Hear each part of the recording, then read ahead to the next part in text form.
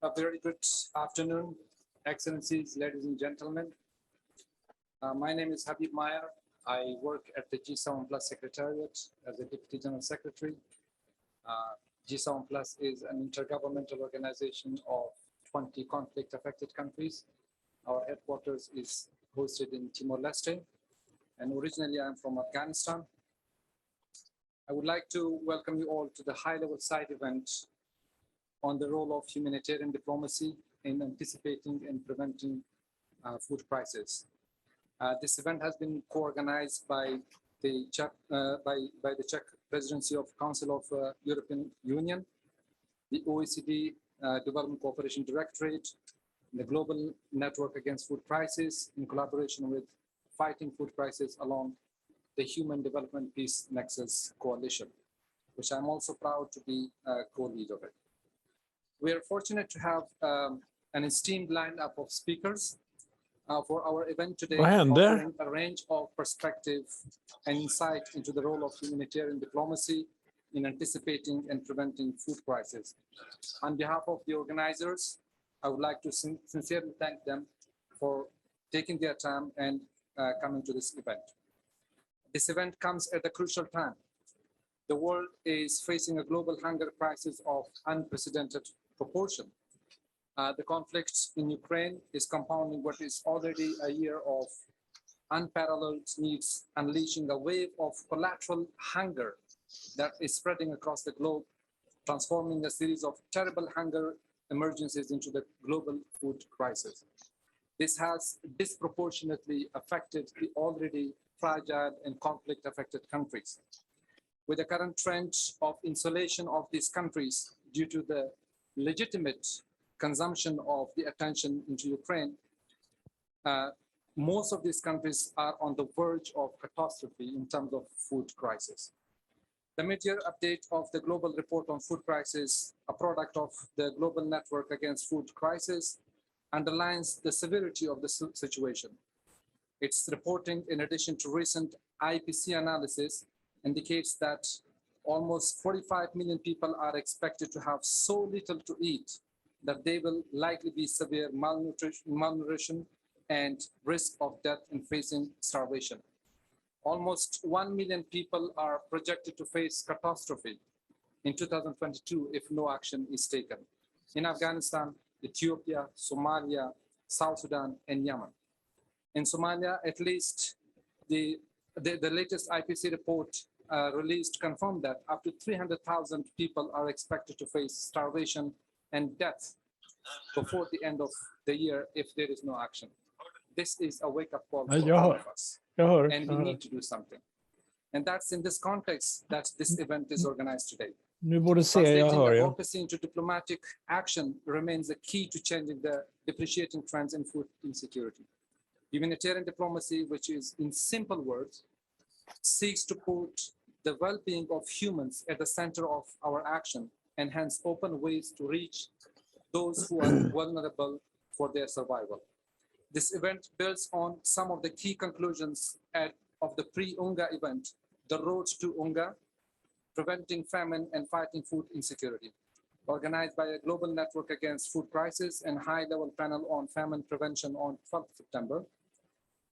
The event included a number of high-level representatives from across our community, clearly acknowledged that the approach and response require a much greater focus on prevention.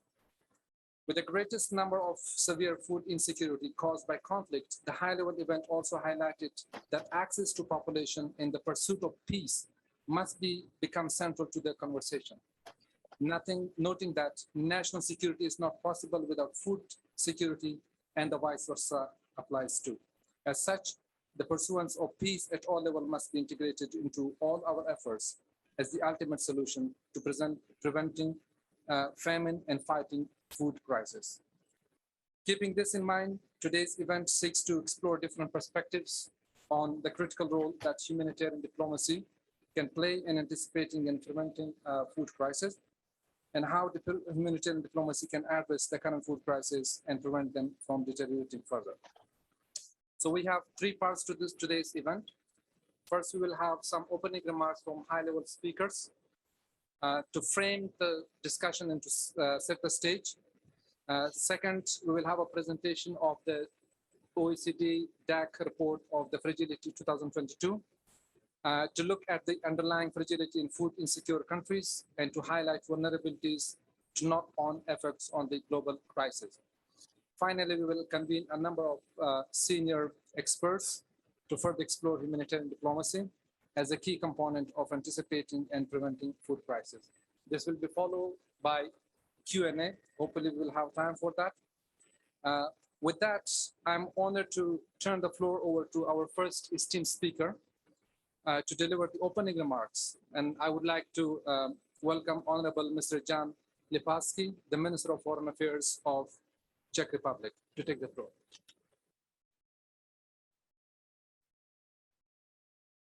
Distinguished guests, ladies and gentlemen, the Minister, dear colleagues, special envoy.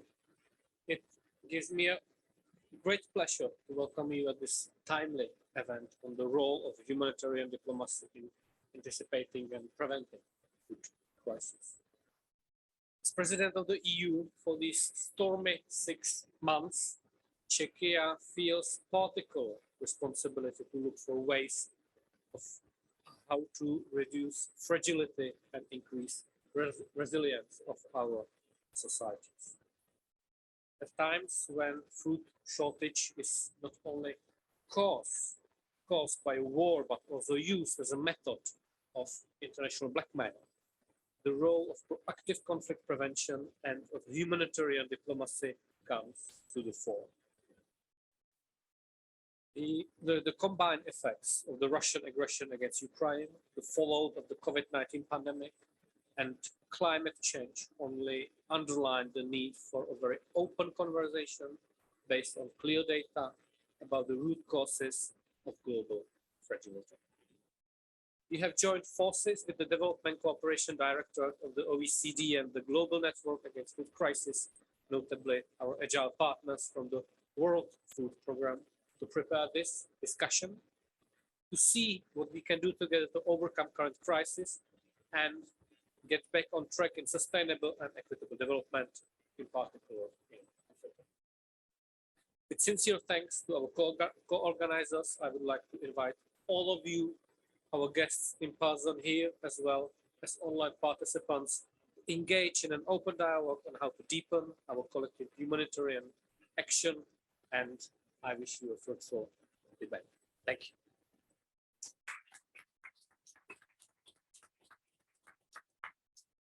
Thank you, Your Excellency, and we thank you for your call that we need to engage in an open discussion and also the root causes of fragility. Thank you so much for your remarks, sir. I would like now to introduce our second esteemed speaker, Minister for Development and Trade of Finland, His Excellency Mr. Ville Skinnari. We're honored to have you, sir. The floor is yours.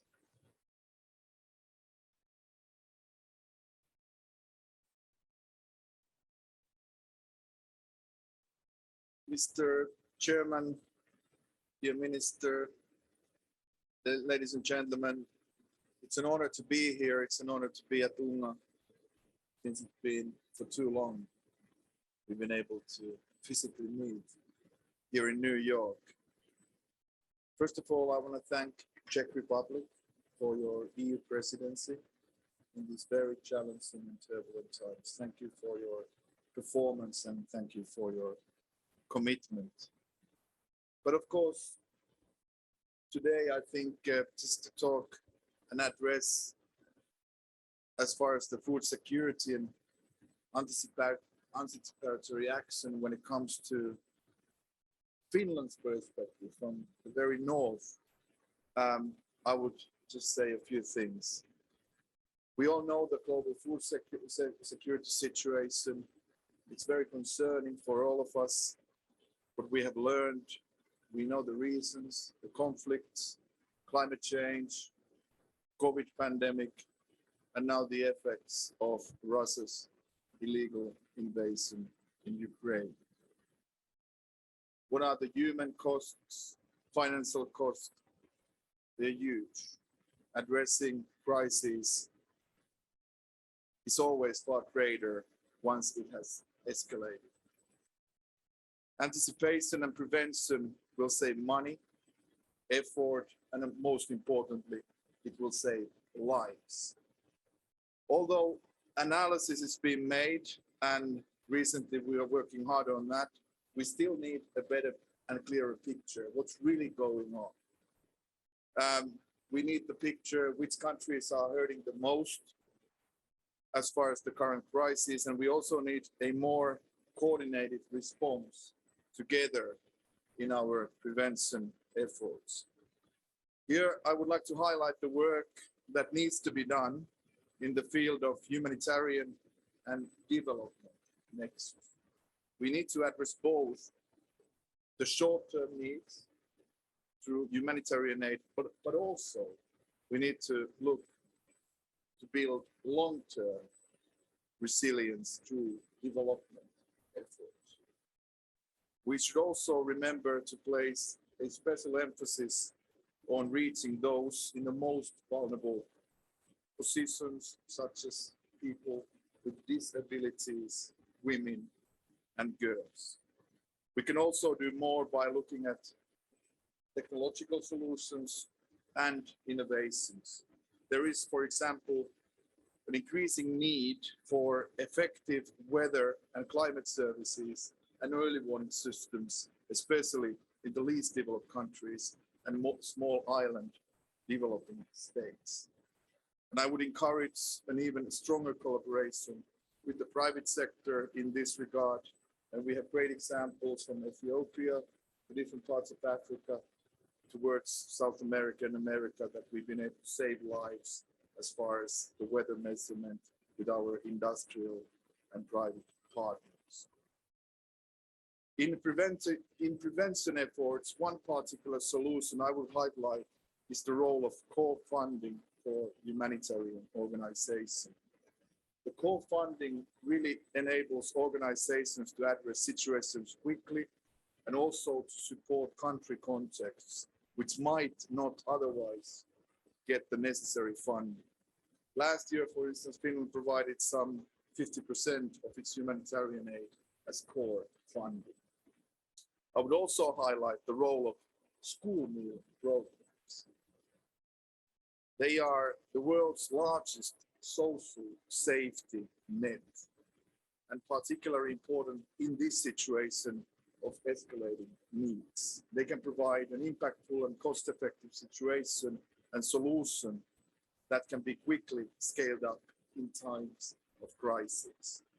And of course, I'm proud to speak here as WFP's School Meal Ambassador, nominated by David Beasley. It's a tough goal to offer a school meal, free school meal for every boy and girl in the world by 2030. But that's the commitment we have taken together. Furthermore, school meal programs can be a systemic solution tackling several challenges at once. Evidence demonstrates that school meals produce high returns in terms of education results, gender equality, health, social protection, and economic and agricultural development. I can tell you that Finland started the school meal system in 1941, in the middle of the war. But still we did the right thing in very difficult times. Thank you, Your Excellencies. Thank you for your attention. I wish you a very good day and week here in New York.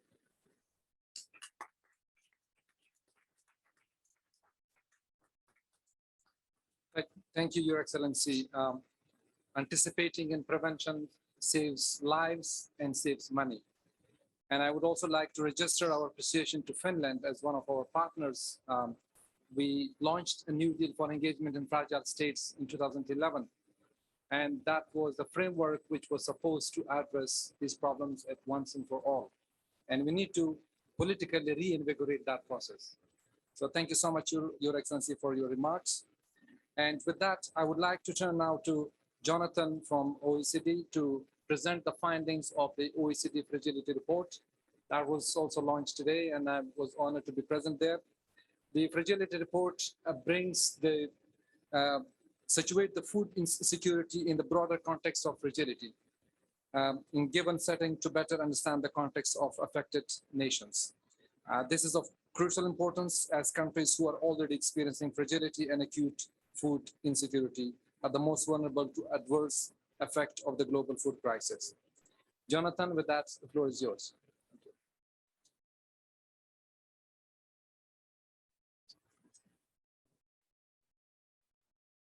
So thank you to our hosts, and a great pleasure to present it immediately after our launch. What I hope to do with this is to really set the scene, set some of the context for this discussion to come by putting food security into the wider frame of what we see in fragile contexts. Our definition of fragility is the balance of exposure to risk and the capacity available to mitigate and deal with the risks that are encountered. We analyze 176 contexts, but we focus on the most affected, the most fragile contexts, and the most in need. I think it's important to note that our definition of fragility also reflects a wide-based understanding of who is affected by fragility. And I think a good example is to look at the cascading impact of the pandemic we've just experienced. It has affected people's lives individually. We've seen it affect communities. We've seen it affect systems across different sectors. And we've seen it affect states as well. So it very much correlates with how we understand fragility presenting within a society. We've made a number of changes to the multidimensional framework, which you see represented on the screen over the last 2 years, to try and add depth to our analysis. So across the 54 indicators that we have in each of the 6 dimensions, we have added an indicator on gender in each dimension, so that we're getting a much better appreciation of how gender issues play out across different dimensions of fertility and how they connect to each other. We've also completely overhauled our environmental dimension to capitalize on some of the natural environment indicators that have presented over the last number of years. But the biggest change has been the addition of a human dimension, human dimension of fragility, which allows us to look at questions around education, health, and social protection. So who are fragile in 2022? This year, we identified 60 fragile contexts globally. That's an increase of 3 from 2020, with the addition of Timor-Leste, Turkmenistan, and Benin. Of this 60, we identified 15 as extremely fragile, with Equatorial Guinea and Eritrea moving into that category since 2020. More generally, what we see is that the picture on fragility is one of deterioration. Fragility is increasing over the last number of years, which perhaps will come as no surprise given the concurrent shocks that we've experienced, pandemic, the very now real impact and visible impact of climate change, and conflict, and most recently the example of Russia, the impact of Russia's invasion of Ukraine. What you see on the screen there is a record high for extremely fragile contexts, which is more concerning when you think about the fact that that does not reflect the impact of Russia's invasion of Ukraine. So a lot of the cascading impact has yet to come on contexts that were already experiencing very severe levels of fragility, even before the other 3 shocks that we've seen. So there's a, if we're talking about warning lights flashing, they are flashing very, very brightly right now for those 15 contexts. Also looking at staying with this picture at the moment, it tells us a lot about how we are faring on Sustainable Development Goals. None of the 60 fragile contexts are on track to reach Sustainable Development Goals on hunger, health, or gender inequality. So it gives you a sense of how fragility is compounding in these contexts. What we see as well is that fragility presents in a very interconnected way. And this is really what the framework is designed to capture. So if we're talking about responding to fragility, what are the issues you need to consider when you're designing your strategy or your program? Let's just focus on conflict-affected contexts for a moment. Of the 21 conflict-affected contexts we identify in the 60 on the framework, 12 are exposed to severe impact of climate change, 12 are severely indebted, 15 are hunger hotspots, 15 have presented extremely high rates of gender inequality, and 19 are commodity dependent. So when you think about responding to food security in one of those contexts, you have to think about how that response sits vis-a-vis all the other drivers of fragility that we're seeing. And that presents a really significant challenge. What we also see is that fragility is concentrated. Fragile contexts account for 1/4 of the world's population, but 3/4 of those experiencing extreme poverty. On climate, we see that they are among the lowest contributors to CO2 emissions, but they are disproportionately affected by the impact of climate change. And that is a very real impact now, as we've seen in the Horn of Africa, in Sahel, and elsewhere. And it's not just about climate change, it's also about biodiversity loss, ecological degradation. So we're seeing very much our environmental fragility picture is really driving a lot more of the root causes of fragility in the other dimensions that we've seen in the past. On gender, we're seeing really a quite significant impact from COVID-19 in particular. The digital gender divide has increased in fragile contexts. Girls' access to education has deteriorated, and trends in violence have persisted. And you can see from this slide, 1 in 3 women suffer physical violence in fragile contexts. Looking at youth and economic growth, slightly more varied picture starts to emerge. But I'll draw you on the question of youth. We see that 26% of youth in fragile contexts are not in employment, education, or training. What's significant about that is the rate that that figure is growing at. If you think about the demographics in a lot of these fragile countries, that is an exponential problem. The beginnings of an exponential problem for many places. On economic growth, the interesting point to take away is that 55% of the fragile contexts framework are actually middle-income economies and not low-income. That challenges some of our assumptions about how we think about fragility, but it also tempers how we think about responses to fragility, particularly, for example, around recession.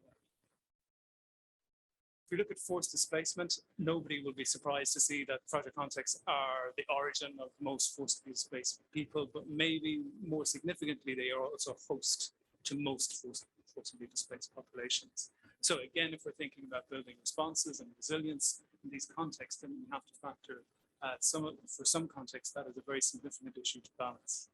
And finally, on food insecurity, of the 53 contexts worldwide with acute food insecurity, 48 are fragile contexts, and all of the top 10 are classified as fragile contexts as well. So the correlation is extremely strong. And when you think about the compounding effect on the existing fragilities that we see, it really does present a challenging environment. Some of you may recognize this. These are the extremely fragile contexts and their exposure to acute food insecurity. There's 2 points to make here. One is the lighter shade of green and the value that there's been a really significant growth. Some of the figures were mentioned at the start in that space. If we're talking about looking at what's coming down the track, we will be very concerned about the numbers of people in phase 3 and above in extremely fragile contexts because of all the other issues that they are having to deal with in those contexts. So looking at some of the responses, I think the graph on the left, is referring to extremely fragile contexts. And what's significant is the continuation of the relatively recent trend where there's more funding going to humanitarian than development in these contexts.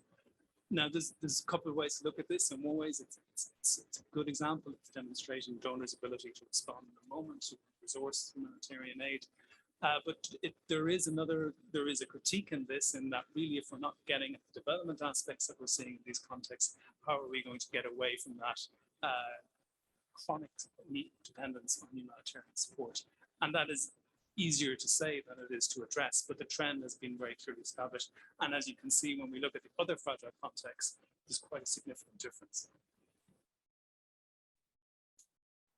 If we look at this a little bit more in a little bit more detail, we see that there are very significant dependencies. If we look at the breakdown of funding across from official development assistance, foreign direct investment, and remittances, what we see is in extremely fragile contexts how important ODA is for them, and you can see that dark green how it gets significantly smaller as you go through the different levels of fragility.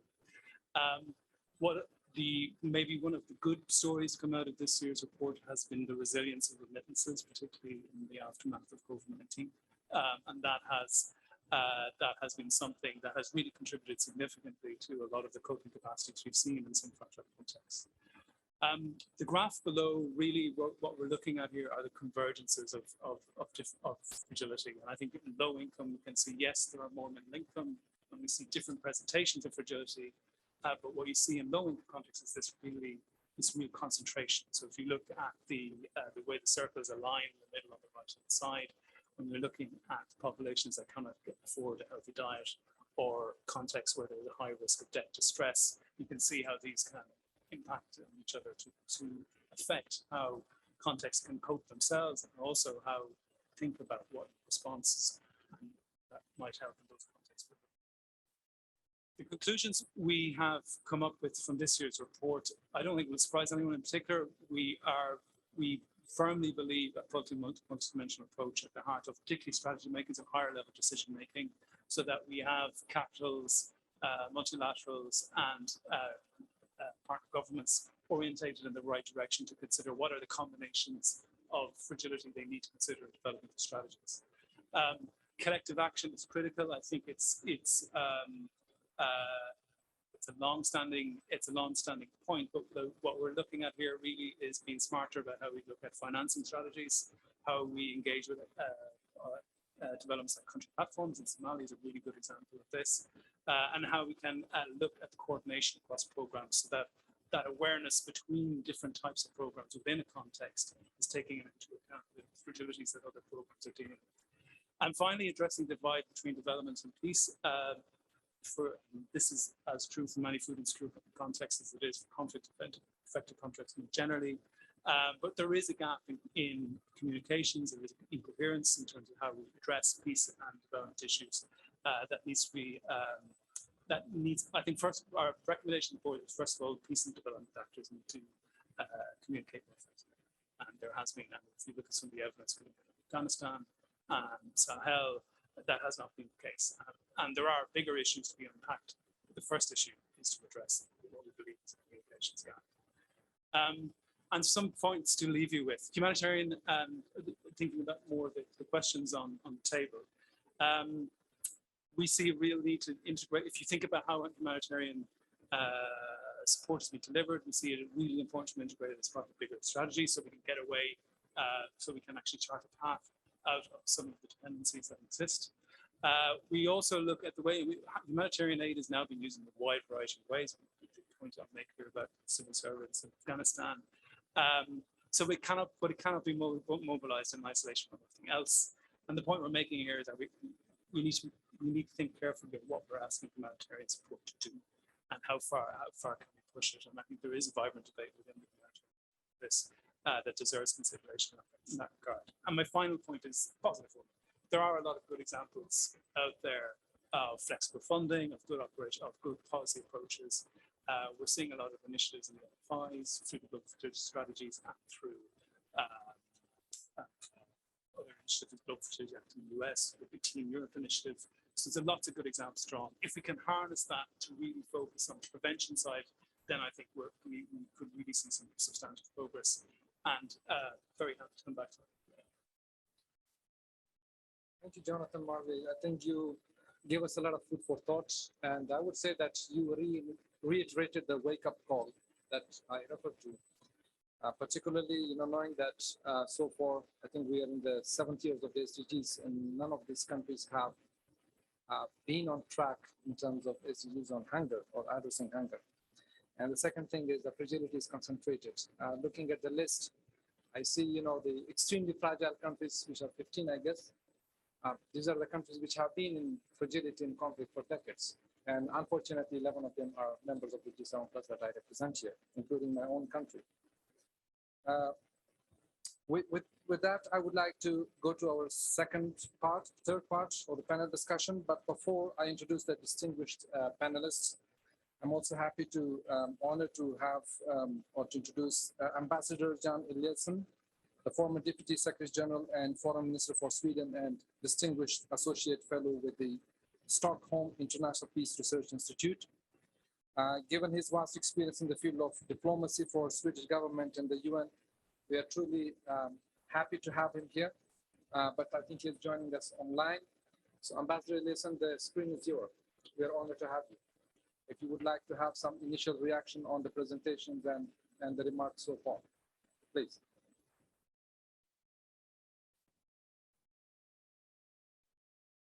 We can't hear him.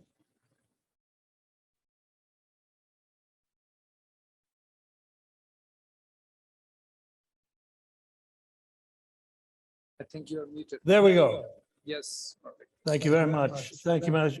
Thank you very much, Mr. Moderator. And thank you for the statements by Ministers Lipavsky and Skinari. And Jonathan Marley, thank you very much for this overview of the state of fragility framework. I don't think there is a need for me to elaborate on the scale or the scope and the seriousness of the hunger and food crisis in the world. These statements that have been made are extremely illustrative and very convincing and very strong. I think for the rest of the meeting here today, we should focus on the concrete steps to take to, first of all, alleviate the hugely critical humanitarian situation. And secondly, also identify and deal with the drivers, the root causes of the crisis. And thirdly, how we should organize ourselves. Usually a very key question in all governance work. Let me just then quickly land in a number of steps that we can take and should take, and which I hope we can and you can illustrate and expand upon in the coming discussions. The first is, of course, to the need for massive mobilization of resources in a very troubled time with strain on resources for many other reasons. That is connected on this first point to the extent and strength of political will to take these steps, which basically have to do with the quality of international cooperation, the quality of solidarity, the quality of the work at the United Nations, in fact. Second step is to look into the need for multiple actors to working on these issues and working more and more together and in unison. I would say the most important word in the world today is in fact together. And this, of course, is where the United Nations has a key role to play. Thirdly, I think we should even closer look at the relationship between humanitarian action, development assistance, and peace making and peace building, the nexus, as we call it. We will have to have progress on all three and see the relationship between the three. And it is sad and tragic that Ukraine, with the Russian invasion, has added even more strength to the issue of peace and shown very clearly how that translates into problems in the humanitarian field of a massive order, and also to continue to do development. So I think that nexus should work in the direction of organizing ourselves in a way which is solid and fitting to the purpose of this drama. The fourth point is to accept the necessity of urgent action. We are in a hurry. People are starving to death, and what we've heard in these excellent illustrative statements has shown that very clearly. And that means that we have to be innovative, we have to be less bureaucratic than we sometimes are. We have to develop humanitarian diplomacy in area after area. We have seen the examples of humanitarian corridors in which I myself have been involved from the very beginning they were introduced. We have also seen the Black Sea food export solutions, very innovative and quickly done. We need to go over the field all the time and be as unbureaucratic and as innovative as possible. We also have to, of course, look at the larger and longer term issues of the climate change and the crisis of the biodiversity. When we see the horrible pictures of the floods in Pakistan, flooding over a third of the country and killing thousands of people, we realize that we don't simply live in peace with nature. We need to establish the fact that we have to both work with this as a short-term crisis and need for action in the immediate future, but also to look into the longer-term issues. And that's where, again, you come back to the strength of the Nexus model, bringing in both the development assistance and the political and peace efforts necessary. Finally, I think we need to make sure that we simply in this work put the human being in the center, and also in both the short term and more even so in the long term, look at the need for prevention.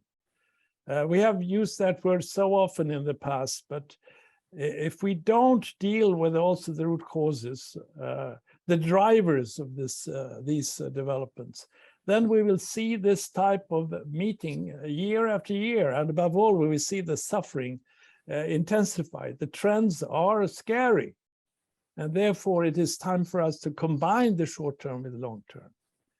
When I was humanitarian chief at the UN back in the 90s, I remember I was desperate about the lack of attention to the preventive action.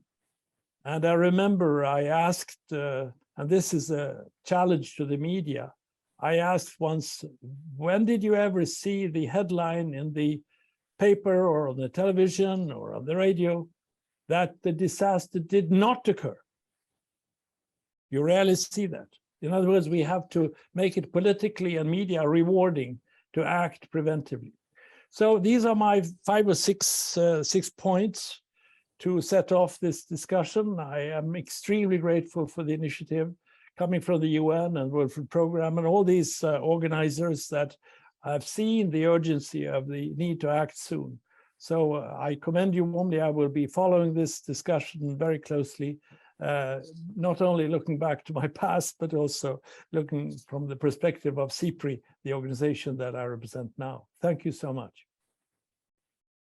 Thank you, Ambassador. I think I'm too small to summarize such a great, highlights of your messages, but what I would like to reiterate is the centrality of human. Put human in the center of the discussion, and I think that's what I would like to pick up on. And I hope that we will further speak to some of these issues, from a great panelist. Without further ado, I'm going to ask our panelists some questions. But before that, I would like to encourage, if there is any question from online, you have the chat option. You can post comment and questions, and hopefully they will be picked and we have time. So my first panelist on my left is His Excellency Abdurrahman Abdishakur, Member of Parliament of Somalia and Special Envoy for Humanitarian in Drought Response. Sir, 2 weeks ago, the IPC Famine Review Committee concluded that the agro-pastoral population in 2 districts and displaced population in Somalia will face famine. By the end of this year, some 300,000 people will be expected to the severe food insecurity. In the IPC language, it's the 5th and the last, phase, which means it's basically catastrophe, or it's a risk of death, God forbid. Why, in your opinion, has the international community failed to prevent such a catastrophe? And what do you think could have been done better to address the situation? And finally, what role does the humanitarian diplomacy play in preventing such catastrophe from happening in Somalia or elsewhere? The floor is yours.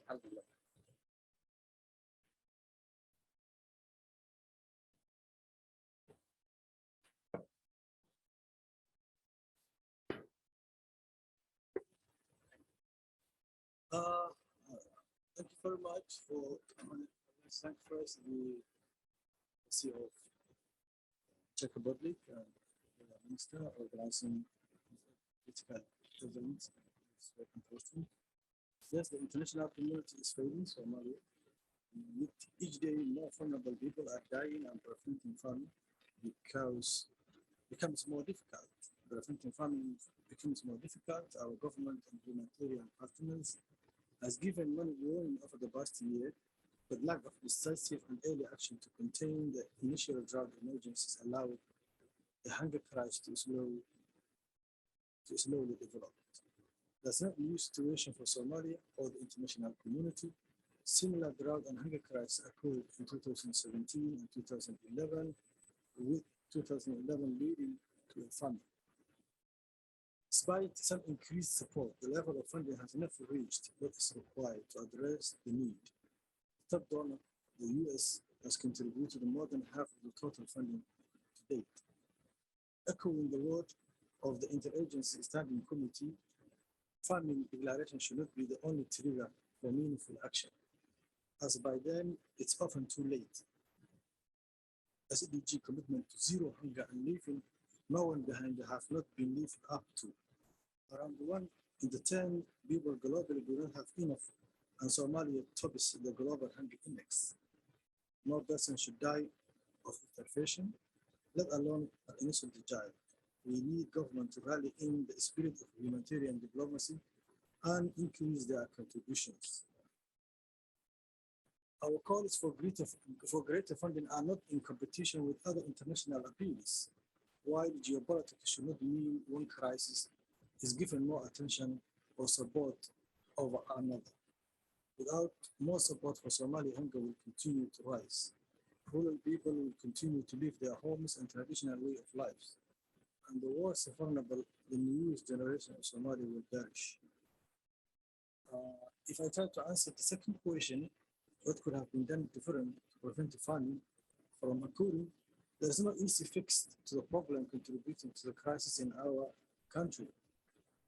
The soaring food prices caused by the conflict in Ukraine and our dependence on imports, livestock death, and crops failure brought by the climate change, induced historic drought, instability and violence caused by the terrorists with its fragility, and poverty and inequality fostered by the underdevelopment.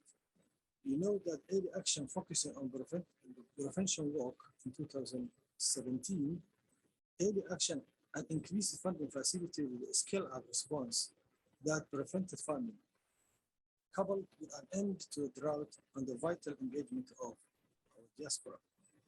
Along with urgent funding to save lives, we also need investment that tap into our country's resources to fight food insecurity, foster livelihood, build the infrastructure, and develop the resilience of our people. We want our country to move out in the constant state of crisis.